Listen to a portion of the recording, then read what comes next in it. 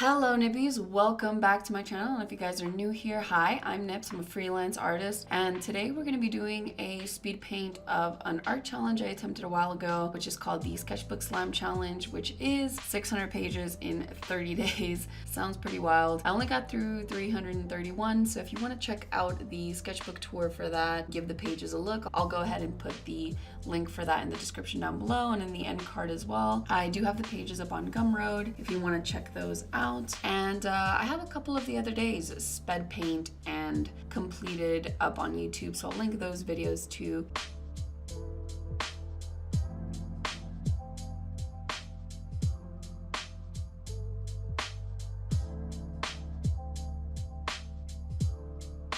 I did this particular day off stream, which is why you don't see the stream layout or anything. So I do apologize, my head does peek into the frame and there's some blurry parts and some like unfocused parts. So I do apologize for that.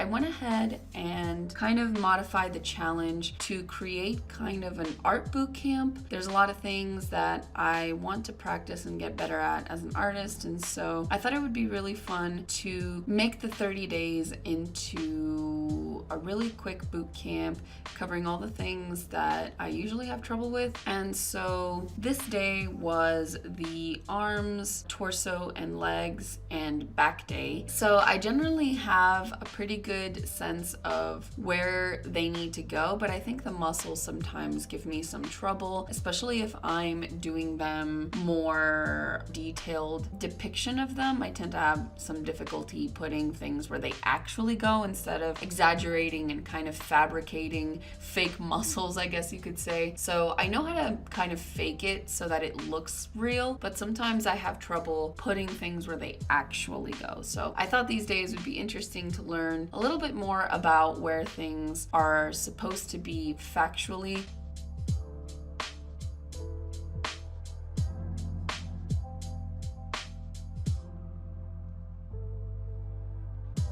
For those of you that are new and are watching this without any sort of context about the materials that I'm using and my methods, so for these, the way that I go about them, I have about 10 minutes a page, and that's why you see me going ahead and putting the time on each page, just to kind of keep track and keep record of how long each one takes. Of course, there are pages which take me longer or shorter depending on whether I want to add a couple more things or if I feel like the page is done before the 10-minute mark. It's always nice just to keep record and go back through the pages and see how much time they took me, so I try to record it for each one.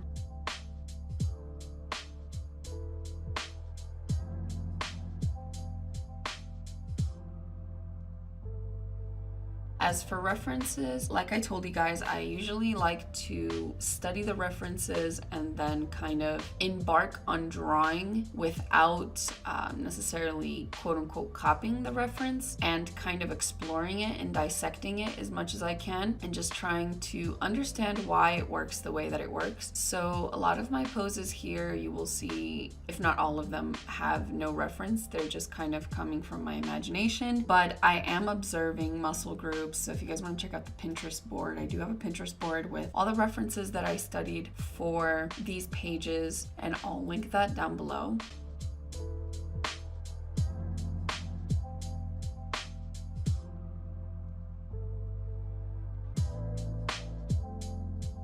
What I did was just try my best to understand the landmarks for all the sections of the body that we were covering today, things like arms, legs, back, and torso. And of course, because it wasn't enough, the 27 pages and 10 minutes a page is just not enough time to do everything that I want to do. I tried my best to keep it rather loose. So of course it was more to strengthen my general understanding of the anatomical locations and general landmarks of those parts of the body, because I definitely was not going to be able to hit everything that I wanted to in the detail that I wanted to. So either way, I still learned a lot from this day. I felt like I gained some knowledge, but as with learning things, I feel like you also become more painfully aware of how much more practice you need. So that was the duality of my time studying during these pages.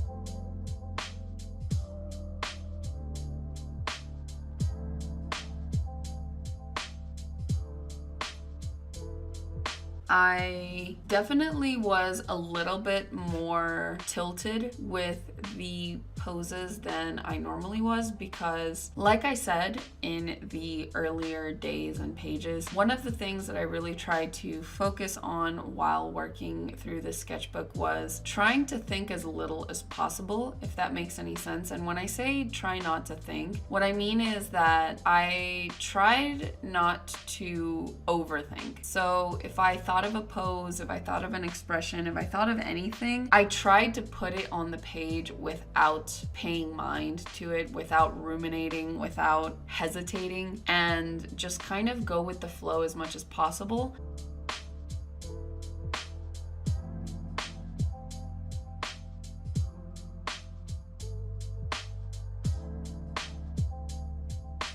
When you're trying to learn something new and kind of break down an existing set of things that you already know and your habits, you kind of have to think. You have to stop for a second and you have to analyze why you're doing what you're doing and maybe implement new ways to do it and new knowledge that you're acquiring. So it's a little hard to do those two things simultaneously. So some of my poses seem more forced, seem more rigid and stiff, because I was so focused on trying to understand where the muscle groups went, why they went the way that they went, the differences between male and female, and all of that thinking kind of resulted in stiffer poses. But I feel like, as with any learning process, once it becomes muscle memory, then I can kind of go back to that instinctual, go with the flow type drawing. And it's kind of a process. You just, you learn, you implement the stuff, get used to it, and then it'll become kind of second nature and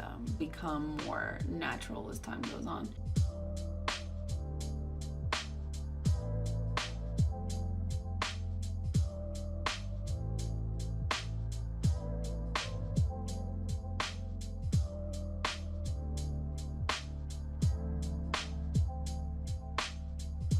It's really hard for me sometimes to accept that type of thing. I get really, really frustrated when things don't go my way, especially if I have an idea in mind or I have something very, very specific that I want to draw, and if it's just not coming out the way that it's coming out, it just, so much flow is lost and broken, and I kind of default to a bout of frustration, and that's something that I've been working to let go of as well. Just less frustration and more understanding and more kind of moving forward and accepting that it's part of the process and that not everything is going to come perfectly the first time. So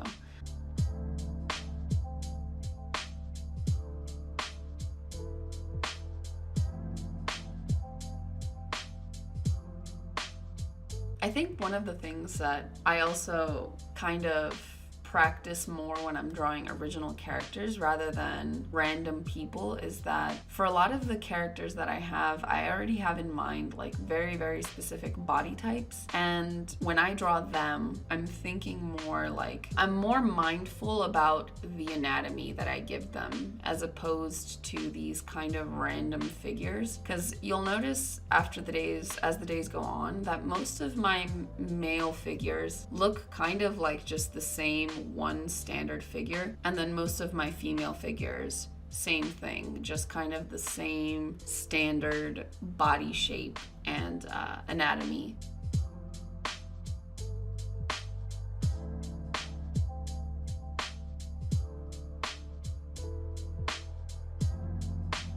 Even if I tweak it a little bit, it kind of just generally all looks the same. And so I think that for sure I probably could have gone with messing with my original characters a little bit more in order to practice kind of a more specific body type, as opposed to, because I feel like it's a lot easier when there's nothing really to quote unquote aim for, where it's just like I have all the freedom to draw a random body, so no matter what happens I can kind of just go with it and always make it work. But if I have to have a specific character in mind and the body type has to be a certain way or else it's not them, then I feel like that's where the real kind of, not the real practice, but a different kind of practice comes in. And I feel like I should have definitely explored that avenue a little bit more. But maybe that comes after this type of practice where it's more general, kind of placing everything where it needs to go, and then I learn how to manipulate that into the specific characters and whatnot. So.